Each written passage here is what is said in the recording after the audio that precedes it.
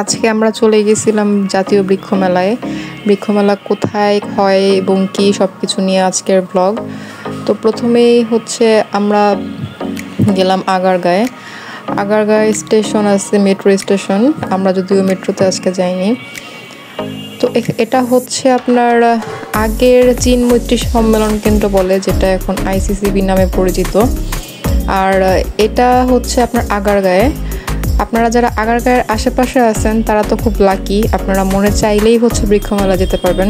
কিন্তু আমরা যারা একটু দূর থেকে আসি তাদের জন্য একটু কষ্ট। আমার বাসার কাছে যদি হতো তাহলে আমি প্রতিদিন এই বৃক্ষমেলায় যেতাম। বৃক্ষমেলাটা আসলে অন্যরকম। বৃক্ষমেলা, বইমেলা এগুলো আসলে একটা ভালোবাসা, আবেগ। আমাদের আশেপাশে এখন তেমন গাছ লাগানোর সুযোগ নেই, কিন্তু তারপর আমি যতটুকু সম্ভব, যতটুকু পারি গাছ কেনার চেষ্টা করি। সেটা ফুল গাছ হোক বা ফল গাছ হোক, আপনারাও অবশ্যই গাছ লাগানোর চেষ্টা করবেন। তো বৃক্ষমেলায় গিয়ে প্রথমেই আমি দেখলাম ফুচকা। মানে গেটে ঢোকার আগে আমি বলতেছি যে আমি ফুচকা খাবো। ভেলপুরি ছিল, তো আমরা ভেলপুরি ফুচকা দুইটাই অর্ডার করি। আমি বোম্বাই মরিচ দিয়ে ফুচকা খাই, তো তাকে বললাম যে আপনি বোম্বাই মরিচ দিয়ে দেন আমারটার মধ্যে।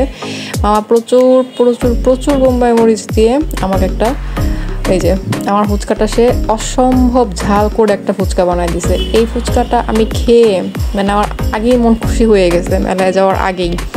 তো মামা দেখলাম যে প্রায় একটা মরিচই আমার ফুচকা দিয়ে দিল।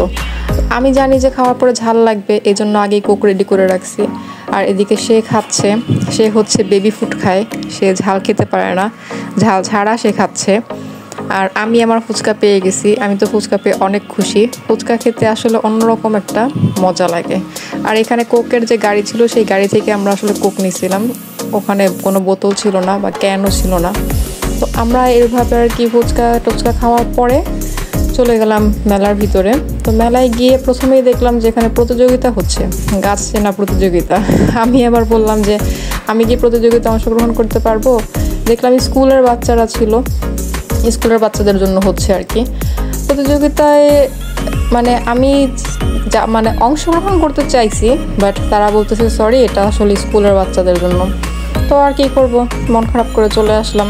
দেখলাম যে ঠিক আছে, গাছ দেখে এখন মন ভালো করি। প্রথমেই দেখলাম কেন্দ্র আছে, একটা তথ্য কেন্দ্র। এখান থেকে আপনারা কোথায় কোন স্টল আছে সেটা জানতে পারবেন। আর একটা ইম্পর্ট্যান্ট জিনিস হচ্ছে এখানে একটা ব্রেস্ট ফিডিং কর্নার আছে। সো আপনারা যারা বেবি নিয়ে যেতে যাচ্ছেন তারা অবশ্যই যেতে পারবেন, কোনো ঝামেলা নেই। আমরা স্টলগুলো ঘুরে ঘুরে দেখছিলাম।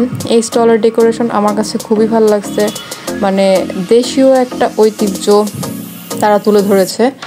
আর এখানে হচ্ছে ক্যাকটাস জিনিসটা আমার মাঝে মধ্যে অনেক ভালো লাগে, মাঝে মধ্যে ভালো লাগে না, জানি না এরকম হয় কেন। কিছু কিছু সময় ক্যাকটাস দেখলে খুব মন ভালো হয়ে যায়, কিছু কিছু সময় ক্যাকটাস দেখলে অনেক বিরক্ত লাগে।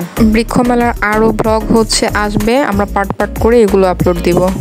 সবগুলো ব্লগই আপনারা দেখবেন।